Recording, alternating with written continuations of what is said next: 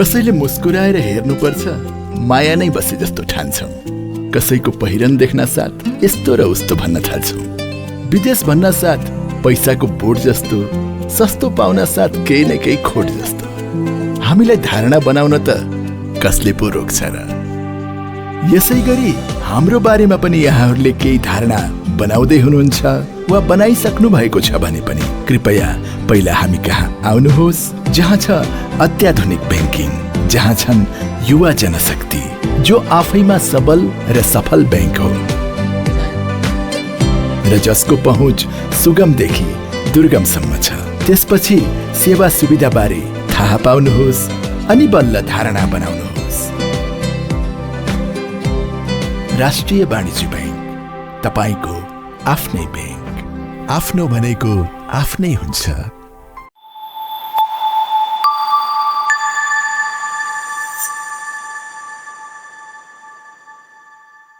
A very warm welcome to the new episode of Incan Insights. This is your host, Sumit Sarma Samir. This is a Nepal-based podcast, and if you are interested in listening to the thought leaders from around the world, please subscribe to my channel. I'm extremely pleased to welcome Lakshmi Puri in my show today. Ms. Puri is a former Assistant Secretary General at the United Nations and the former Deputy Executive Director of UN Women, Director in UN Conference on Trade and Development, and at the Office of High Representative for Least Developed Countries. Prior to her 15-year stint at the United Nations, she served as an Indian diplomat for 28 years. She was appointed India's ambassador to Hungary in 1999 and served there until 2002, while also accredited to Bosnia and Herzegovina. At the Ministry of External Affairs headquarters in Delhi, she served as the Undersecretary on the Japan and Korea desk, and later as Undersecretary on the Pakistan desk. She also served as the Joint Secretary, Economic Division and Multilateral Economic Relations, where she was active in negotiating India's many bilateral and multilateral economic diplomacy initiatives. These days, however, she is more known due to her debut novel, Swallowing the Sun, which has won much critical acclaim as an epic saga, an eternal classic, most powerful debut novel by an Indian writer in the 21st century. It's also become a bestseller with thousands of copies sold in record time. And I have a copy of the book with me, and I'm extremely pleased that I could get this copy from the author herself. And, it's such a pleasure to welcome Ms. Puri in my show. Thank you so much for your time, Ms. Puri.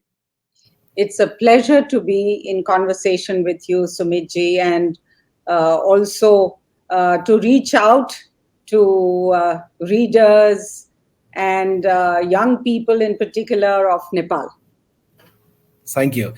Ms. Puri, I know that you have a very strong relations with Nepal, and you stayed here for 7 years. For my audience, can you please tell us when this was?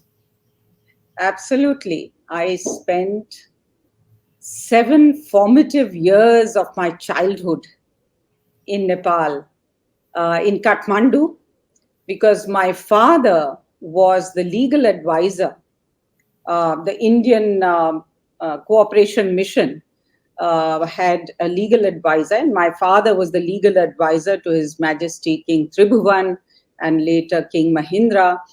And he drafted the first constitution of Nepal. One would say the first constitution of Nepal. And also he had gone just for 2 years, but it kept getting extended because he was so popular and they wanted his services to continue. So we stayed on for 7 years. And for all those years, I knew only Nepali. I didn't know Hindi. Nice. So I have had quite a Nepalese background, many relatives who are Nepalese or who married into Nepalese families. My own eldest sister is a specialist. She's a professor of political. She was a professor of political science, and she has written a book on monarchy in Nepal. So, yes, Kusum Shrestha. Right. The Tribhuvan era. To those linkages all the time in my different avataras, including when I was with UN Women, when I was with LDC, Office of the High Representative. In fact, we work very closely with the Nepalese delegation because Nepal always takes leadership on least developed country issues. So it has been a continuing, shall I say, affinity and relationship that I've had with Nepal. And I'm so happy again to reconnect through you with the Nepalese people. Thank you. And I'm sure you may not remember any places as such where you're staying at this point of time. No, I remember very vividly. Oh, you do? Oh, wow. We were staying in Jwalakhel in it was a Rana Palace. Right. And we were staying at the National Academy of what is now the National Academy of Administration. Right. The moment you said Jwalakhel, I mean, I can surely say that you do. Yes. So it was part of a palace that we were staying in. Right. Yeah. Yes. Ms. Puri, I'm so happy this time around to talk about this book, which has already become a national bestseller, The Saluting the Sun. So what inspired you to write Saluting the Sun, and why did you choose the title? So the other connection I must mention and the inspiration for the book are my parents. Their extraordinary life, what they were and what they contributed to India and throughout their life. So I wanted to write an ode to them. Mm-hmm. But I didn't want it to be a biography. Right. And because biographies only speak to the intellect, to the head. Mm-hmm. But I also wanted to go beyond the intellect. I wanted to touch hearts. I wanted to touch the soul. And that's why I wrote this novel. Right. So they are the ones who inspired this. And then, my imagination took wing and I created a whole world and characters who came to me, the epiphanies, the memories, the stories they had told us as we grew up, and how we interpret those stories now after all these years. And their love letters, my father's love letters, 148 love letters that I found around 1999. They were written between 1929 and 1932 when they were separated. Right. So, that was a treasure trove of material, but not only material. It was an inspiration, the trigger for me to really get down and something that had been swirling within me, the desire to write this story which had never been told before. Right. And I knew it was an epic story, which had never been told before. And the stories within stories of other characters around them, which then I spun. But the kernel was their story. Mm-hmm. So that's how this book came about. And I first started writing in Budapest when I was ambassador there. I wrote 100 pages. And I had an outline which was going to be developed further of 3 generations. My mother's generation, my generation, and my elder daughter's generation who went to the US as a 16-year-old and made her life there. So I wanted to cover these 3 generations of women. And I think I was too daunted by the task. So I got busy with my work. And I found that, I cannot give it that single-minded devotion that I think a novel needed. So I got distracted, I got daunted, and it took another 20 years.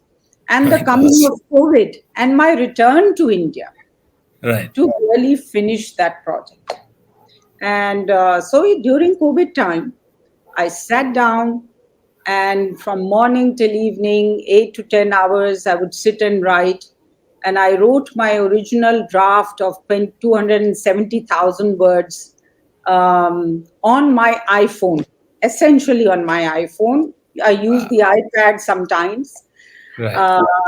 And I took out sometimes, very rarely, but I took out printouts to see how does it look, and how does it feel. Yeah. But essentially, it was written on the iPhone. So I finished it in 1 year. So I was quite quick once I started. And also, I think there was that feeling of, I had to do it. This was a labor of love, wanting to be done. And there was, during COVID times, we all remember how death was beckoning us every day. And we were not sure that we will get up alive the next day. And touch wood, we got off unscathed through it all. But there was that sense of mortality. And so I knew that it was now or never. Yeah. That's how Swallowing the Sun came about and got written. And after that, of course, the process of taking it to different publishers, shortening it to its present form of 150,000 words, and someone like a great legendary editor and publisher and writer like David Davidar himself believing in the project was the turning point. And then here we are with the book. Why Swallowing the Sun? Title, Why yeah. title? Yeah. Well, I'm very mystically and spiritually inclined. And I got an epiphany. Muktabai, Saint Muktabai, a teenage woman saint. She died when she was barely 18. Okay. But she was a very powerful Varkari saint from Maharashtra. She is now worshipped as Adi Shakti and Chandi Devi. So, and there are temples in her name. So she came to me, and I had heard this abhang from my mother, who was, both my parents were very poetically inclined, very literary in their very existence was very literary. Their dialogues, the way they evoked poetry, mythology, epics, and in 3 languages, Sanskrit, Marathi, and English. So, she had told me about Muktabai, and I had read her verses. And then, as I was writing, I was playing around with various titles. Right. Then this she came to me, almost as a dream, and said, "No, you must use this abhang of mine as the leitmotif for your novel."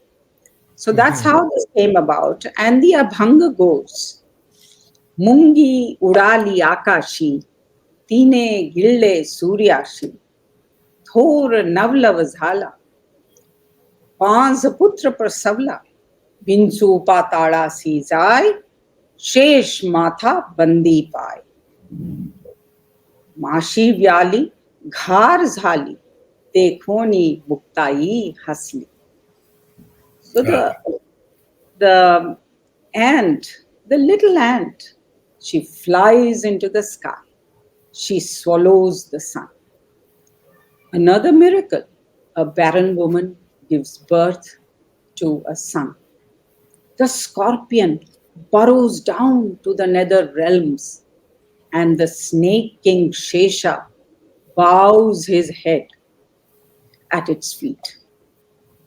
The housefly begets a hawk. Muktabai sees all, Muktabai laughs. So this surreal poem is about the intersection of faith, of daring, and of perseverance to attain the impossible. the unattainable. That anyone can do that if you have faith, if you dare, and if you persist. So all my characters, so this is a theme that runs through, or rather the thread that runs through all the themes. And what are the themes? I mean, and what is this novel about? This novel is a coming of age story. So how, a child, a girl in this case, but also a young man, that is Guru, who's modeled after my father, how they grow up and come of age and evolve with this daring, this faith in themselves, Right. and wanting to do the impossible, rising above their circumstances. So that is one part of it.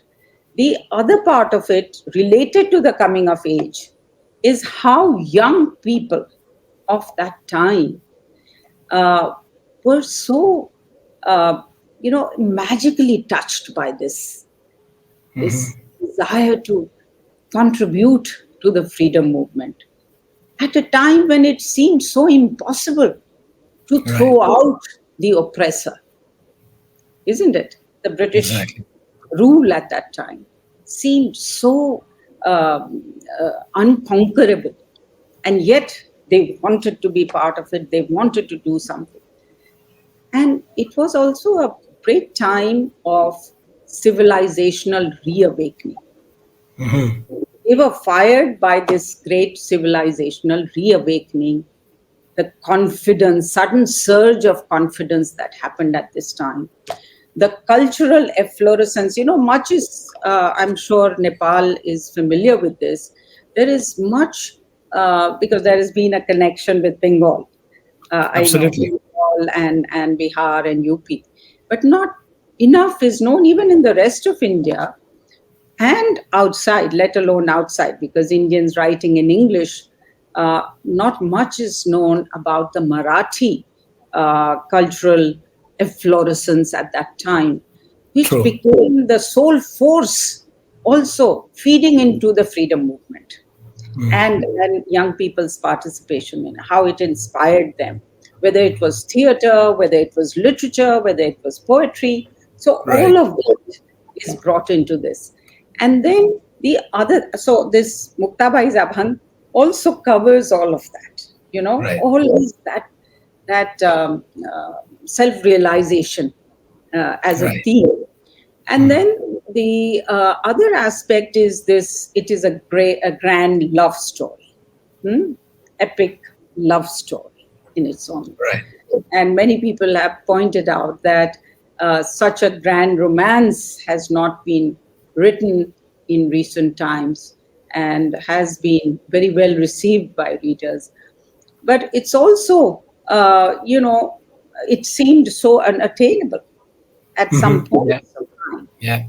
And the protagonists have to sacrifice so much, endure to reach their destinations.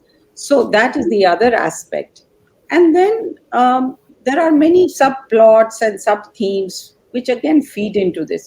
But one big aspect which I would like to highlight is, as I said, the freedom movement itself and the big actors like Mahatma Gandhi themselves were, and I've described in the novel how Malti goes to meet him. A lot of these people are recreated and, have cameo roles in the novel, as you read and see. And it's very interesting interaction between my characters and these great leaders of the time, Annie Besant, then Mahatma Gandhi, Madan Mohan Malviya. And other cultural personalities like Mama Varerkar, who's a great playwright and a revolutionary playwright, and even Bal Gandharva. So, historical figure. So for these people also to want to prevail in very challenging circumstances, it was a leap of faith. Right. And the whole novel is about the indomitable, indestructible human spirit prevailing. So let me read out a passage when Malti, who has come, remember, from a village in Ratnagiri, a young girl, Right. she has avoided, she has dodged, thanks to her father uh, and her mother dying very early. She's dodged child marriage. She's gone on to pass brilliantly from school at school, orphanage school in Indore. And then she has gone on to be one of the pioneering graduate students at Elphinstone College, no less, along with other men students. So, and she is really also strongly uh, asserting her identity. She is participating in the freedom movement.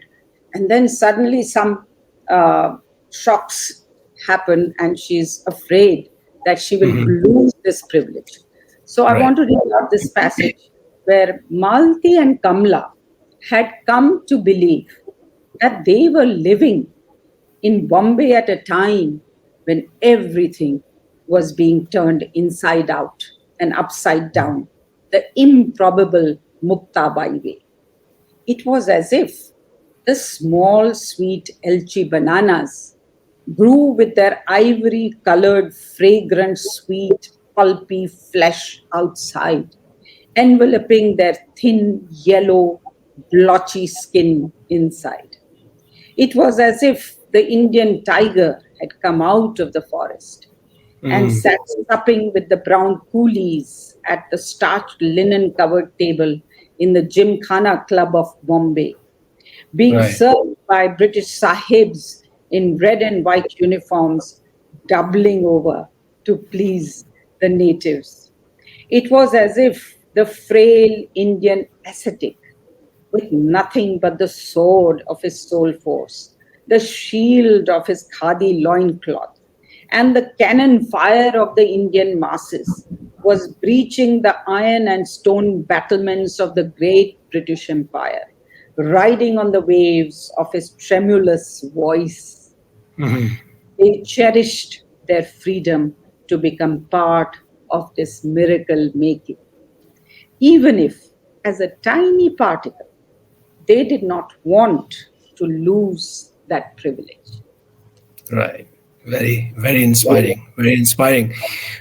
If we, Ms. Puri, that we in Nepal are much known or exposed to some of the histories that's pretty close, as you rightly pointed out, to the Bengal, to Bihar, and that's also because a lot many Nepali leaders contributed to the Indian freedom movement. They literally participated. They were into the jails, and that's how we came to know about those. And good that you brought from the Marathi side of it. Now we are Yes, sort of yes, came to yes. learn about that as well. But I was kind of interested to know, when did all this started? Your interest in literature as such? Well, as I said, my parents, it's my upbringing. But also, you see, I was in a very unique position as their daughter, because I was born to them when they were 45. Right. And so they represented an era which was two generations almost removed from me. Right. And I found it very fascinating. And I always felt that a special connect. I felt as if I was living in that era through them, through their eyes, through their stories. And I wanted to bring it to the present, to my generation and to the younger generation. But also, I felt very inspired by their very literary, environment. So that's why many people have commented on how the book is so richly drawing upon literature of all kinds. Right. So of Sanskrit literature, Kalidas and Meghdutam, Shakuntala, Abhigyan Shakuntalam, It's drawing upon a number of English writers and poets like Charles Dickens and E.M. Foster and Tennyson, and Pilgrim's Progress by Christian. So all of these, this formed a kind of the backdrop and something that was part of my being, And I had to write at some point. As I told you, the stories were also wanting to be written. So that's how it came about. And कसैले मुस्कुराएर हेर्नुपर्छ, माया नै बसे जस्तो ठान्छौँ। कसैको पहिरन देख्न साथ यस्तो र उस्तो भन्न थाल्छौँ। विदेश भन्न साथ पैसाको बोट जस्तो, सस्तो पाउन साथ केही न केही खोट जस्तो। हामीलाई धारणा बनाउन त कसले पो रोक्छ र? यसै गरी हाम्रो बारेमा पनि यहाँहरूले केही धारणा बनाउँदै हुनुहुन्छ वा बनाइसक्नु भएको छ भने पनि कृपया पहिला हामी कहाँ आउनुहोस्, जहाँ छ अत्याधुनिक बैंकिङ, जहाँ छन् युवा जनशक्ति, जो आफैमा सबल र सफल बैंक हो र जसको पहुँच सुगमदेखि दुर्गमसम्म छ।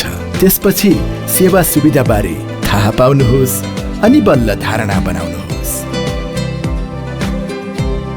राष्ट्रिय वाणिज्य बैंक, तपाईको आफ्नै बैंक, आफ्नो भनेको आफ्नै हुन्छ।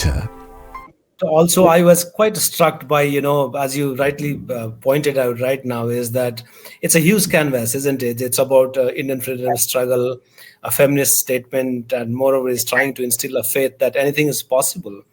yes. How difficult was it for you to sort of comprehend all this and weave all this together? Well, I must say something about the feminist statement that you mentioned, because I have outlined, I think, the other parts already. Yeah. Once I had the meta theme in place and the kernel of the story that was inspired by my parents, I built a whole world around it, the characters around it, and the themes, they came together. Mm-hmm. Sometimes effortlessly, sometimes I had to then strengthen some parts and, de-emphasize certain other parts. That always happens in the chiseling. It's like sculpting a statue to perfection. So that kept happening. But I think the original piece itself was, came together quite fortuitously and happily for me. Feminist part. You see, my parents, again, I come back to them. They were feminists. Mm-hmm. And I believe that it's not enough for a woman to be feminist. Men also have to be he, for, she. When I was with UN Women, and as you said, I was the founding Assistant Secretary General and Deputy Executive Director of UN Women, and I built up that organization ground up. So that was like the climactic moment for me as a feminist, to be doing this nurturing this and taking forward this most important project for humanity in this century, and the unfinished project for humanity in this century. And I learned one thing, that whatever it is that we attempt to do as a global organization, as a government, at the national level, at the local level, storytelling is a very, very important part of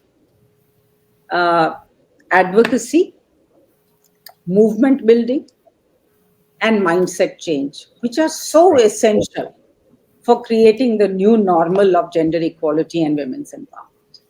True. So that's why when I got the first opportunity, it had to have, and also the woman that I was inspired by, my mother, was a feminist, and my father was a feminist, and they empowered me. And I wanted that through this book, I inspire both women and men to be feminists.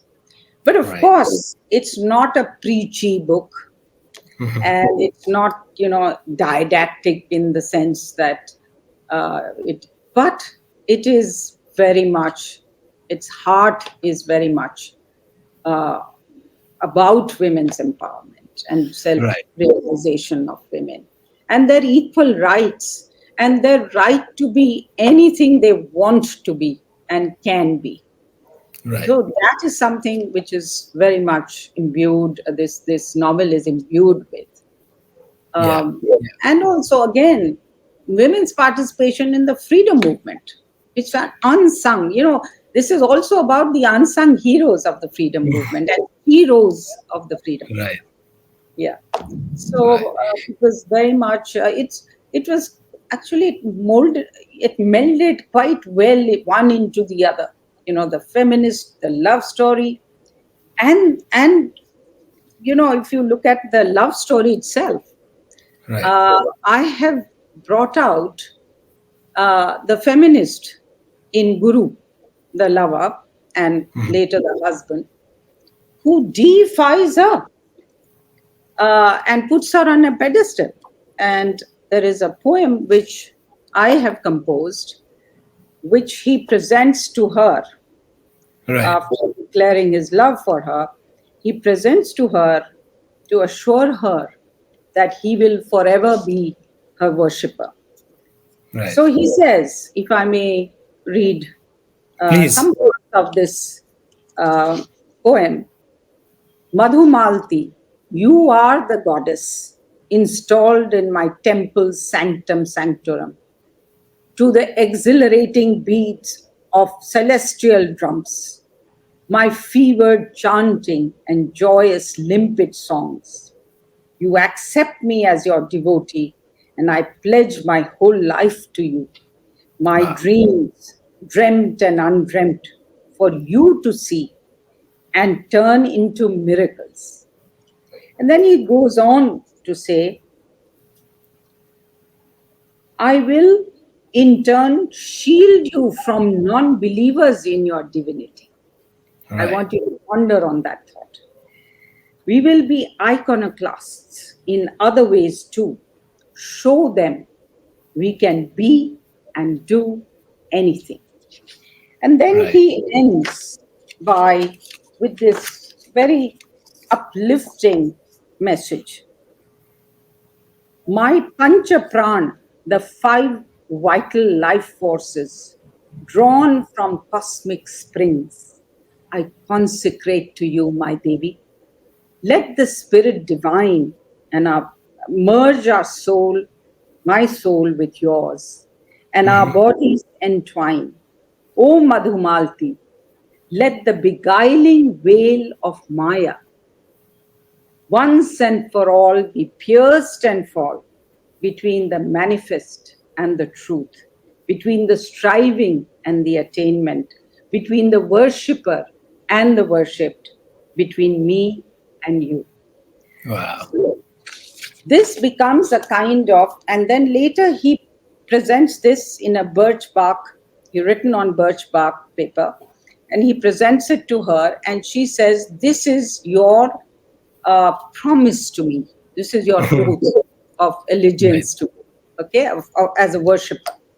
And then when she feels later on in life, when she feels that he's straying from this, she confronts him and says, you've forgotten to be a worshipper. He protests and he says, no, I still consider you my goddess. She then turns around and says that I am a goddess not because you made me so. I am a goddess because of who I am and what I have done for you. So this kind of reaffirmation and that Ardhanarishwar, the man relationship exploration, What is love, that elusive thing called love? All of that also, revolves around some of this idea of uh, attaining the unattainable and keeping faith. Right. Miss Puri, you just enjoying the fruits and the success of this work right now. I'm not sure if it's too early to ask, but have you already started thinking and working on the new project? Well, I want to, as you said, I want to enjoy the fruits. More than that, I want this work of mine to reach as many people as possible in India, in South Asia, certainly in Nepal. Oh, And sure. that means I want to have it translated in as many languages as possible here in South Asia. Then I also want readers in the world to read it. And therefore, I'm looking at getting it published in the US UK market, as well as having translations in Spanish and French, certainly these two languages, and Japanese, because I've studied Japanese myself and I've been posted there. I love Japan. So, these are the countries that I also want to take my novel to. So this is something that will take up much of my attention in the next few months. But yes, I'm looking at 2 different projects, possibly a sequel to this. And in the sequel, Nepal will certainly feture. That I can promise. Wow. And yes, Interesting. Yes. And the other project is more UN related, some fiction about my experiences, from inspired by my experiences in the human interactions in the UN. So these are 2 projects that are floating around in my mind, but not yet taken concrete shape. In your experience, what do you find most fulfilling about being a writer, Miss Puri? So what is most fulfilling about being a writer is that you get to play God for a change. Because, or a puppeteer, great puppeteer, because there are these, I have used the imagery of a puppeteer much. In fact, my original title was Dancing with the Puppeteer. So that is something that gives me great pleasure, because you are in control. You are engaging in an act of creation, and of by association, you are bringing in matrices of thought and domain and ideas which are completely unrelated, and you're bringing it all together, and that alchemy is so intoxicating. It's beautiful. It's the act of creation is creativity itself is so wonderful. So I feel very fulfilled in that. And also the fact this first novel of mine is so much heartfelt, so much of a spiritual experience as well for me. It's been a spiritual journey as much as it has been one of love, fulfilled.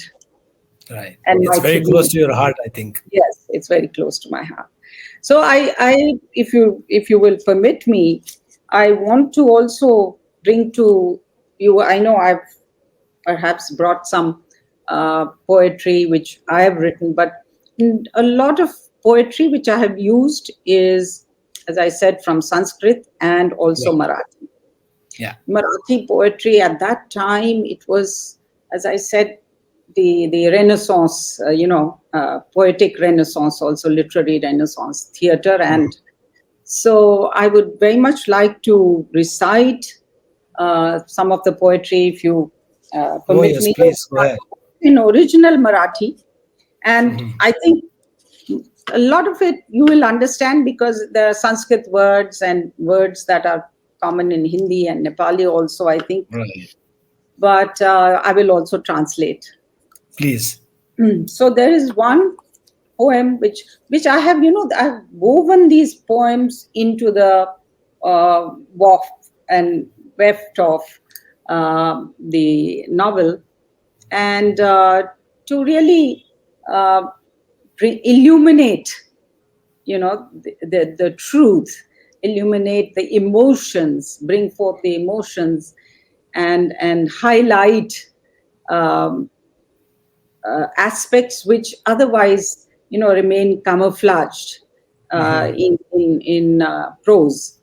Right. So this is a poem which he writes on the sand, and they are sitting at sunset. They are sitting on the sand, and he proposes to her, writes this poem on the ground, and then takes her hand and makes her write on Oh.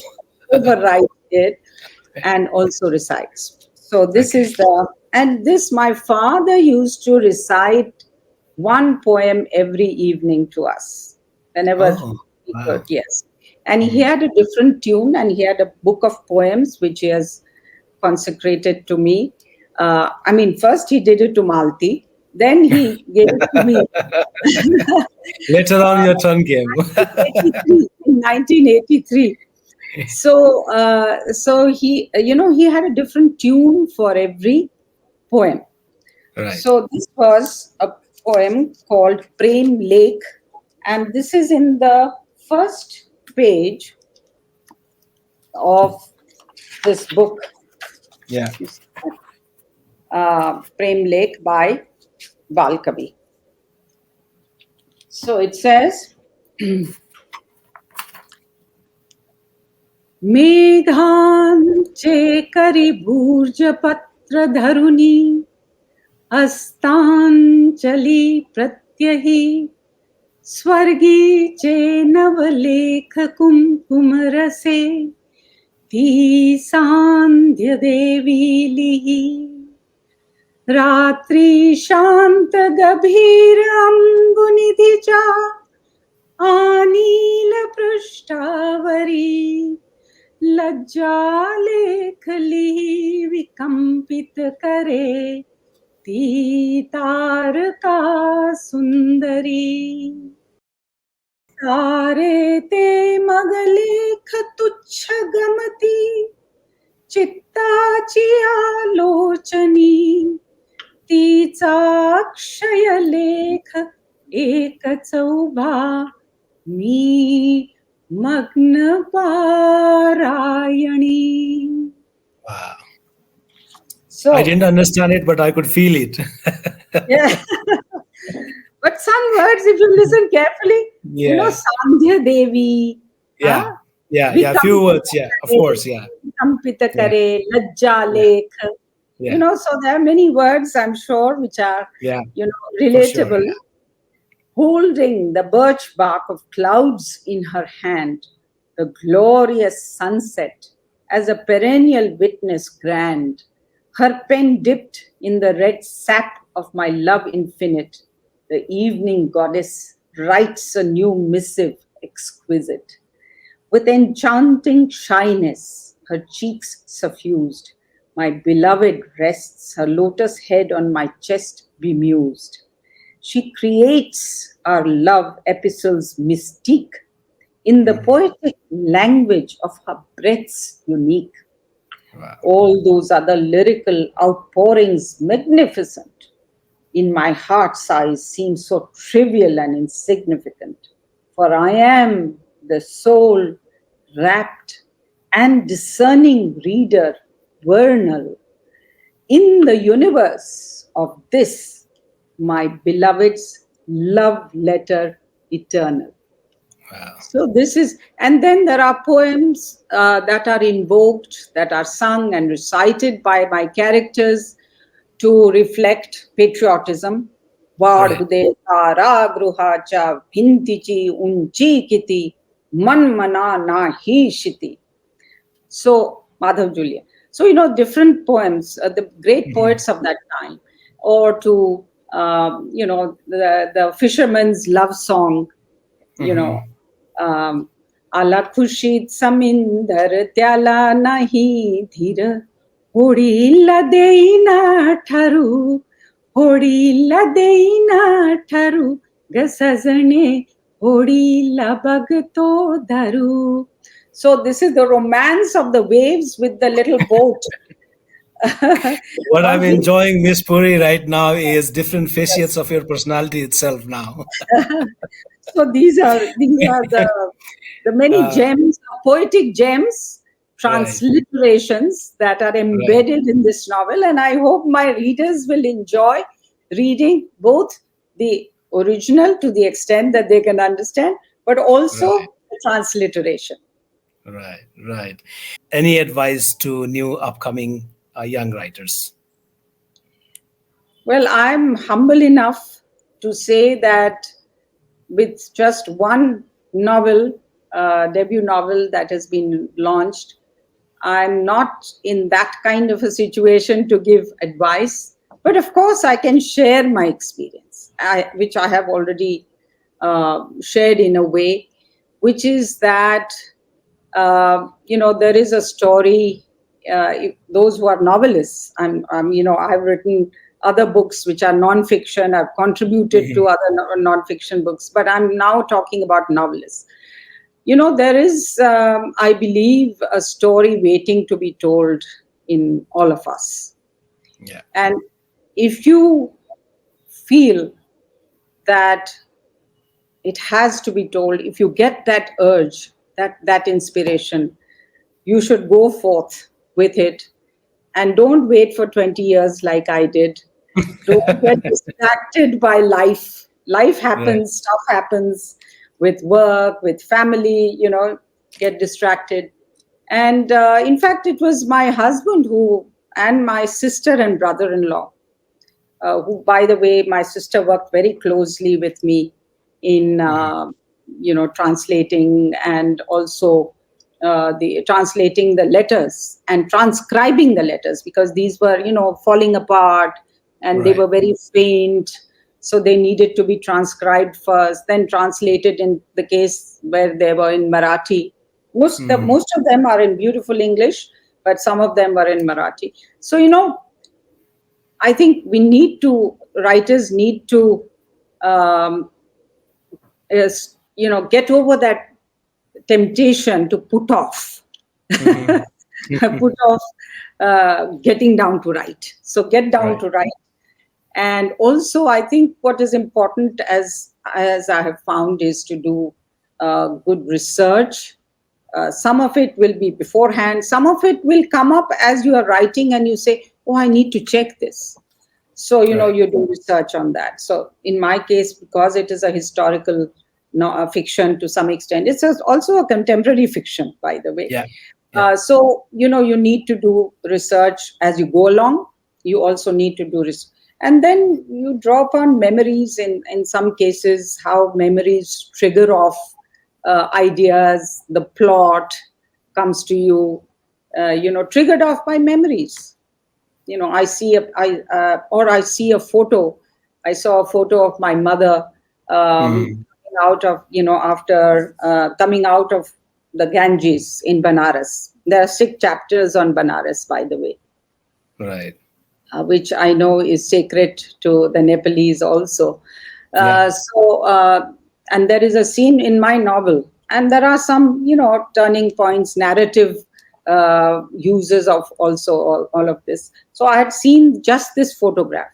And then from that photograph of her with her hair open in water, half in water, you conjure up many things. Mhm. So Right. yes, I think it's a very exciting and fluid uh, Mhm. world, isn't it? And an Right. experience, Yeah. because yeah, and the epiphanies that come, respond to them, even if it is at 2 a.m. at night. I would suddenly get some fevered idea about, what I should do with a particular character. I should make her die now, or I should, you know, It uh, happens constantly. Yeah. yes, exactly. So suddenly that idea comes, then I Mm. get up and at 2 o'clock at night, start writing furiously and putting down that not to lose. And sometimes when I've been lazy and not got up, I've lost it the next day, because those epiphanies are like dreams. They come and then sometimes you remember, sometimes you don't. Right. Miss Puri, I really enjoyed talking with you and talking about your Thank book. you. I did too. Thank you. And thank you so much for your time.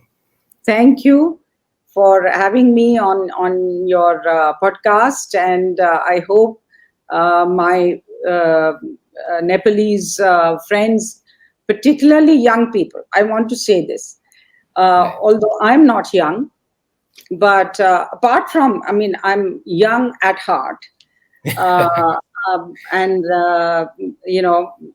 full of energy and positive energy. This book is for young people, by young people, and of young people. Yeah. So Yeah. do read it. It is about how young people then found themselves, reimagined themselves, their country, their societies. That's also a very important part of the social change aspect of this novel, how young people are agents of social change, whether it is on caste, whether it is on gender, these young people become agents of that. But also it's a fun book. So do Yeah. enjoy reading Yeah. it. Very dramatic. And you were asking me about my plans. One Yeah. of my current preoccupations is to get this made into a web series. Oh, wow. It's, Interesting. Yeah. yes, and I Yeah. am in negotiations on this. Wonderful. We wish you good luck for that. And as far And as I understand, the book is available in Amazon India, yes. right? And Amazon India, yes. yes. I request my audience to do order a copy, and it's a lovely book. I enjoyed. I haven't finished entirely, but I have gone through almost half now and read a lot of reviews of it. And I wish you good luck with your web series as well as the new project as well. Thank you so much for your time once again, Thank you. Miss Puri. I hope to come to Nepal sometime soon, because I've been going around India Right. launching this book. So I hope sometime I'll be able to come to Nepal as well, Kathmandu, where I've spent 7 precious years to come back and rediscover it and also launch my book there. Please do come. Please do come. We're happy to welcome you. Thank you. Thanks. Thank you.